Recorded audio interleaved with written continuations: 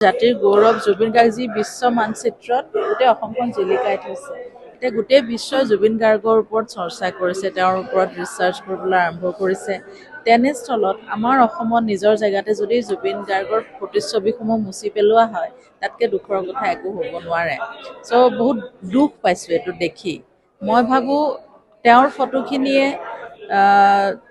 এনেকুৱা ধৰণৰ কিবা অসুবিধা কৰিছে বুলি মই নাভাবোঁ। প্ৰথম কথা, জুবিন গাৰ্গ হৈছে জাতিৰ গৌৰৱ আৰু মই আমাৰ অসমীয়া মানুহৰ আৱেগ মানে মই কি ক'ম, এইটো এটা নতুন আৱেগ অসমীয়া মানুহৰ, যোনটো মানে আমি কোনো ধৰণে মেজাৰ কৰিব নোৱাৰোঁ, আমি মূল্যায়ন কৰিব নোৱাৰোঁ।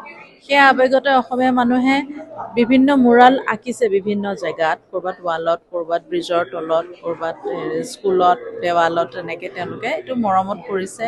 মই ভাবোঁ এইটো এটা মৰমৰ প্ৰকাশ, মানুহৰ আৱেগৰ প্ৰকাশ, আৰু যাক তাক নাই কৰা। তেওঁলোকে আমাৰ জাতিৰ গৌৰৱ জুবিন গাৰ্গ যি বিশ্ব মানচিত্ৰত গোটেই অসমখন জিলিকাই থৈছে।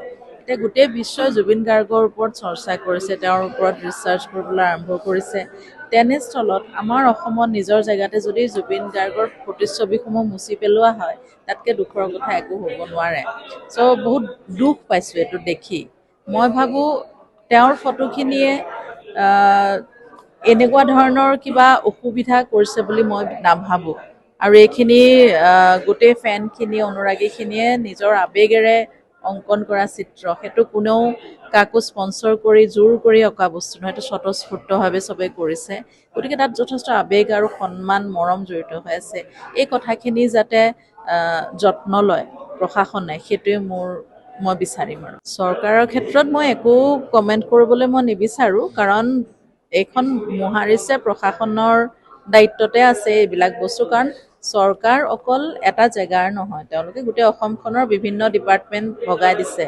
গতিকে চৰকাৰৰ ওপৰত মই একো কমেণ্ট কৰিবলৈ নাযাওঁ। আমি চৰকাৰৰ পৰা যথেষ্ট সহায় সন্মতি পাইছোঁ, সেইটো কাৰণে আমাৰ কেছটো বহুত সুন্দৰভাৱে আমাৰ আগবাঢ়িছে। গতিকে তাত মই একো ক'বলৈ নাযাওঁ। কিন্তু মই প্ৰশাসনলৈ এটা অনুৰোধ, যাতে এনেকুৱা ধৰণৰ মুৰালবিলাক ৰাখক তেওঁলোকে, কাৰণ তাত এইটো এটা স্বতঃস্ফূৰ্ত, এইটো এটা অনুভৱৰ প্ৰকাশ মানুহৰ, যোনখিনিয়ে আচলতে বাহিৰৰ মানুহে দেখিলে ভালহে পাব। তেওঁলোকেও জানিব যে ইয়াত এনেকুৱা এজন জুবিন গাৰ্গ মানুহ আছিল, যি এতিয়াও মানুহৰ মনত এতিয়াও আছে, মানে হৃদয়ত, আৰু তেওঁ কি কাম কৰিছে জানিব, তেতিয়াহে মানুহে জানিব, হয়নে নহয়? সেই কথাখিনি প্ৰয়োজন। জাতিৰ গৌৰৱ জুবিন গাৰ্গ যি বিশ্ব মানচিত্ৰত গোটেই অসমখন জিলিকাই থৈছে। এতিয়া গোটেই বিশ্বই জুবিন গাৰ্গৰ ওপৰত চৰ্চা কৰিছে, তেওঁৰ ওপৰত ৰিচাৰ্চ কৰিবলৈ আৰম্ভ কৰিছে। তেনেস্থলত আমাৰ অসমত নিজৰ জেগাতে যদি জুবিন গাৰ্গৰ প্ৰতিচ্ছবিসমূহ মুচি পেলোৱা হয়, তাতকৈ দুখৰ কথা একো হ'ব নোৱাৰে। চ' বহুত দুখ পাইছোঁ এইটো দেখি। মই ভাবোঁ তেওঁৰ ফটোখিনিয়ে এনেকুৱা ধৰণৰ কিবা অসুবিধা কৰিছে বুলি মই নাভাবোঁ।